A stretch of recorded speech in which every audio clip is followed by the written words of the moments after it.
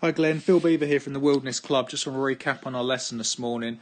So all of your shots you said in the past have done this sort of shape left to right, and they've always started left of our intended target, which we can see here is with this, I changed the colour of that just to make life a bit easier, this yellow line. So dead straight shot would be down the line of that, but we can know your shots have always followed this red line. Okay, so the quickest thing for me was really just to try and explain to you and show you how quickly it would be to turn them left to rights into a draw.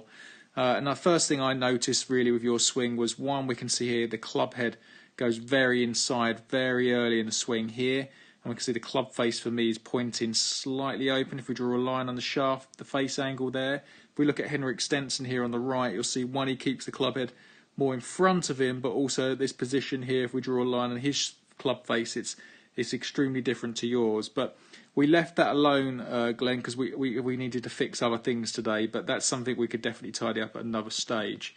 When we get to the top of the swing, left arm and club looks good. You know, club face is great there, matches the left arm, all nice straight line. If we look at Henrik at the same stage there, his swing looks very similar to yours there. Left arm, right elbow, nice and tucked. Club face is fantastic.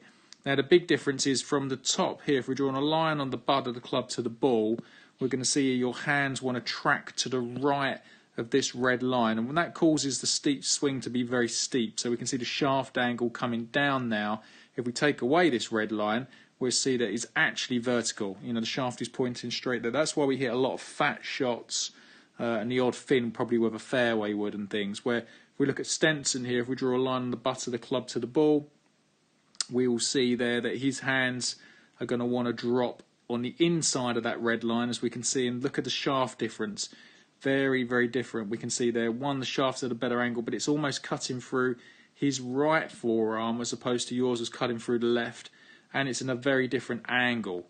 So if we take yours back slightly, there we go, look at that. So it's yours is almost straight down to the floor. So taking your swing a tiny bit further, we can see here the club head's going to be delivered to the right of the ball, as we can see that there. Club head is to the right of the golf ball there. If we look at Stenson again, coming in, you're going to see that his club head is always to the left of the ball coming down. So he's always hitting a shot really that starts out to the right and draws back, which is the desirable shot, and with yours you're always going this way and across.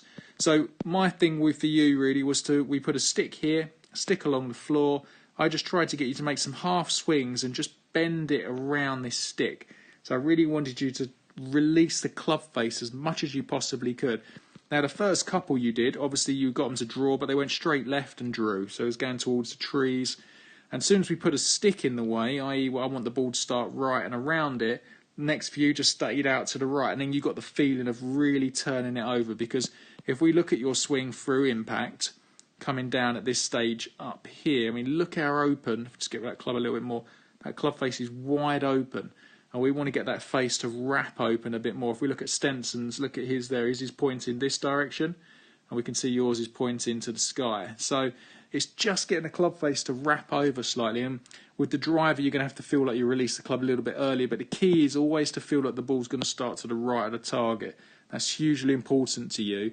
Obviously, as soon as you see the ball start right, it'd be panic because you know it's going to go further right. Well, now, if it starts right for you, you know you're actually going to bring it back slightly. So work on that for me, Glenn. Should see some massive differences, and look forward to talking to you tomorrow. Thank you.